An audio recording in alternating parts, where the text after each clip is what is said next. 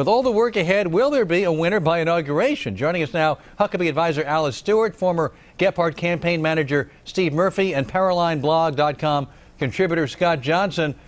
Steve, let me start with you here. We're never going to really know who actually won. It seems it could go either way.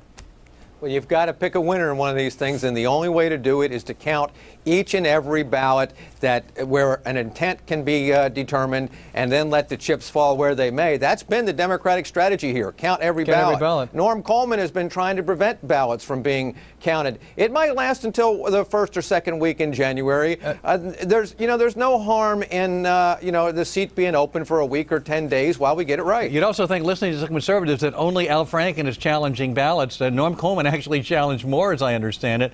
But the problem, Alice, is that some of them are indecipherable. We have an X through what had been a colored-in circle, and sometimes a tiny little dot next to somebody's name. It's almost impossible to glean, unless you're Kreskin, who the winner is or who the vote is for in some cases.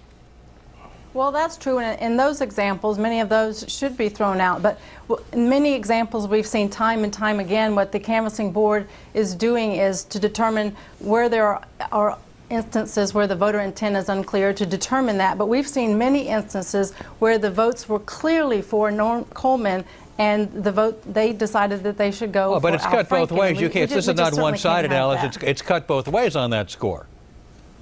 Well, more instances than not, we've seen that they were clearly for Coleman, and they went for Franken. I'm not sure there are more instances that way. Very inconsistent in the way that they have determined how the votes are gone, and they just need to be a heck of a lot more consistent. Scott, Minnesota has a history of being very good in terms of recounts and usually getting it right. The problem here is it's so close, and I want to echo what I just said to Alice.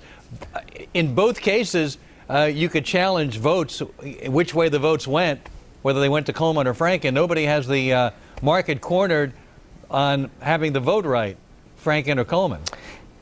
Alan, I think your original description of the process was very good. I think we have, on balance, been very proud of the transparency that's been involved in the recount.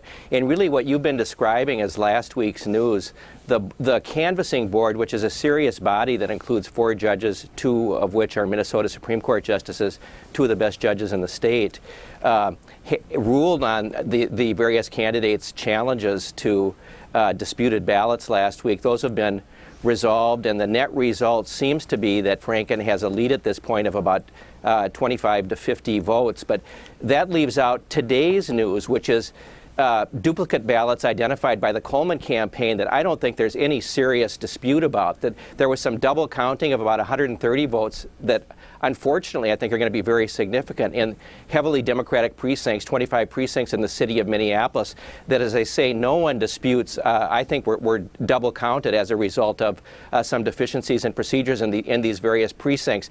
That the argument in that case was heard by the remaining 5 justices in the Minnesota Supreme Court this afternoon, and how they determine the treatment of those 130 duplicate double-counted Franken votes, I think, will be very significant to the ultimate outcome of the case. Hey guys, it's Rich. Thanks so much for being with us. Steve, let me get you on that, because this duplicate ballot, as Scott indicated, issue is now huge, because basically Coleman's chances hinge on what happens with these duplicate ballots. How do you read that particular controversy with those 130-something ballots in Minneapolis?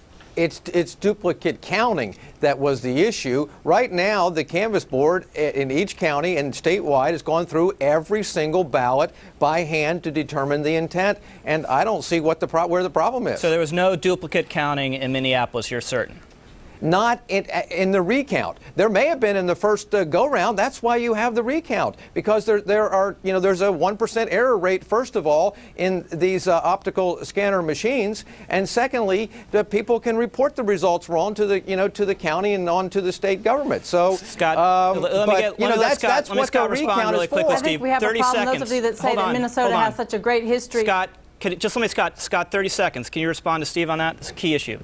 Well, with all due respect, he doesn't know what he's talking about. The double counting occurred in the recount, and these are situations really that have been acknowledged even by the Minneapolis Director of Elections, Cindy Reichert, as representing a very serious issue.